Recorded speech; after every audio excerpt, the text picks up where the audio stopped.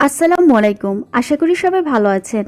আজ দেখাবো ভিন্ন স্টাইলে একটি চিকেন ফ্রাই রেসিপি। আমি নাম দিয়েছি লেমন লিভ চিকেন ফ্রাই। আমি আজকের এই চিকেন ফ্রাইটা করব লেবু পাতা দিয়ে। চলুন দেখে নেই এর পুরো প্রণালী। আমি প্রায় 7 কেজি মাংস নিয়েছি। আমি মাংসগুলোকে ছোট টুকরো করে নিয়েছি। আমি সাইজটা বেশ ছোটই করেছি। রানগুলো ছোট টুকরো করে নিয়েছি। এবার প্রথমে এই মাংসের মধ্যে দিয়ে দিচ্ছি 1 কাপ পেঁয়াজ বাটা। এবার দিয়ে দিচ্ছি হাফ কাপ পরিমাণে আদা বাটা। আদা বাটা যতটুকু ঠিক তার অর্ধেক পরিমাণে দিয়ে দিচ্ছি রসুন বাটা এবং জিরে বাটা। আমি সব বাটা মশলাই ব্যবহার করছি, কারণ চিকেন পরিমাণে একটু বেশি, তাই আমি বাটা মশলা ব্যবহার করেছি। এবার দিয়ে দিচ্ছি মরিচ গুঁড়ো। মরিচটা একটু বেশি দিচ্ছি, কারণ আমি চিকেনটা স্পাইসি করতে চাচ্ছি। এবার দিয়ে দিচ্ছি 1/3 কাপ গরম মশলা গুঁড়ো। আমার চিকেনটা পরিমাণে অনেক বেশি, তাই আমার মশলাগুলো হয়তোবা বেশি মনে হচ্ছে, কিন্তু মাংসের তুলনায় ঠিক আছে। এবার দিয়ে দিচ্ছি 500 গ্রাম পরিমাণে টক দই। টক দইটা দেবার আগে খুব ভালো মতো নেড়ে নিচ্ছি। এবার অ্যাড করব লেবু পাতা। আমি বেশ কিছু লেবু পাতা ধুয়ে পরিষ্কার করে নিয়েছি এবং যতটা পারছি ছোট টুকরো করে নিয়েছি। এবার লেবু পাতা মাংসের সঙ্গে মিশিয়ে দিচ্ছি। এবার সব মাংস, মশলা এবং লেবু পাতা সহ খুব ভালো মতো মাখিয়ে নিচ্ছি। আমি 2 হাত দিয়েই মাখিয়ে নিচ্ছি। কাজটি একটু সময় নিয়ে এবং হালকাভাবে করতে হবে। হাড্ডিগুলো যেন হাতে না লাগে সেই বিষয়টাও খেয়াল রাখতে হবে। আমি এখানে এক্সট্রা কোনো হলুদ ব্যবহার করিনি। এবার আমি বেশ কিছু লবণও অ্যাড করছি। আবারও খুব ভালো মতো মাংসসহ সব মশলা মাখিয়ে নিচ্ছি। এবার অ্যাড করে দিচ্ছি চালের গুঁড়ো। এই চালের গুঁড়োটাই মাংসটা যথেষ্ট ক্রিস্পি করবে।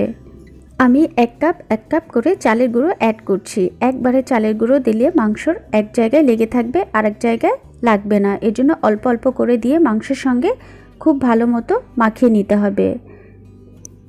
মাখাতে মাখাতে আপনারা নিজেরাই টের পেয়ে যাবেন কতটুকু চালের গুঁড়ো লাগবে। আমার প্রায় 6 কাপ চালের গুঁড়ো লেগেছে। এবার এই সব মশলা মাখানো সহ মাংসটা আমি 2 থেকে 3 ঘন্টা ম্যারিনেট করব। আশা করি আমার সঙ্গে থাকার জন্য আমার চ্যানেলটি সাবস্ক্রাইব করবেন এবং ভালো মন্দ যে কোনো মতামত আমাকে কমেন্ট করে অবশ্যই জানাতে পারেন। এবার চলে আসি রান্নায়। মশলা সহ চালের গুঁড়ো যখন মাংসর গায়ে এভাবে লেগে থাকবে, তখন বুঝে নিতে হবে আর কোনো চালের গুঁড়ো অ্যাড করতে হবে না। এবার রেখে দিচ্ছি আমি 2 ঘন্টা ম্যারিনেশনের জন্য। মশলাগুলো যেহেতু যথেষ্ট রিচ, তাই আমি কোনো মশলা ওয়েস্ট করছি না। আমি হাত থেকে এবং বোলের চারপাশ থেকে মশলাগুলো খুব ভালো মতো মাংসর গায়ে মাখিয়ে দিচ্ছি।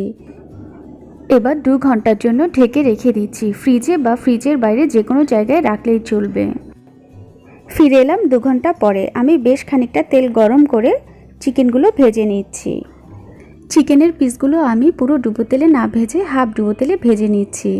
আমি প্রতিবারে 20 থেকে 25টি করে চিকেন দিচ্ছি। আমার প্রতিবারে চিকেন ভাজতে সময় লেগেছে 5 থেকে 6 মিনিটের মতো। যেহেতু চিকেনগুলো আগেই অনেকক্ষণ ম্যারিনেট করা ছিল, তাই চিকেন সিদ্ধ হতে খুব বেশি সময় লাগবে না। চিকেনের এক পাশ 2 মিনিটের মতো ভেজে আমি একবার উল্টে দিচ্ছি।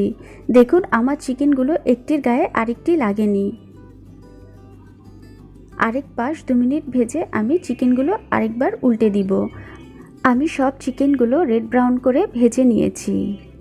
চিকেনগুলো দেখতে যতটা না ইয়াম্মি লাগছে, খেতে কিন্তু তার চেয়ে আরও বেশি ভালো লাগবে। তৈরি হয়ে গেল স্পাইসি এবং ক্রিস্পি স্বাদের লেমন লিফ চিকেন ফ্রাই। এই খাবারটি কিন্তু ছোট বড় সবারই খুব পছন্দ হবে। বিকেলের নাস্তা বা রাতের ডিনারটিও সেরে ফেলা যায় এই লেমন লিফ চিকেন ফ্রাই দিয়ে। আশা করি আপনারা বাসায় ট্রাই করবেন আর আমাকে ফিডব্যাকটি জানাবেন আপনাদেরটা কেমন হয়েছে, কতটা ক্রিস্পি হয়েছে বা খেতে কেমন হয়েছে। ভালো মন্দ যেটাই হোক সেটাই আমাকে জানাতে পারেন। আর এতক্ষণ আমার সঙ্গে থাকার জন্য ধন্যবাদ সবাইকে। ভালো থাকবেন।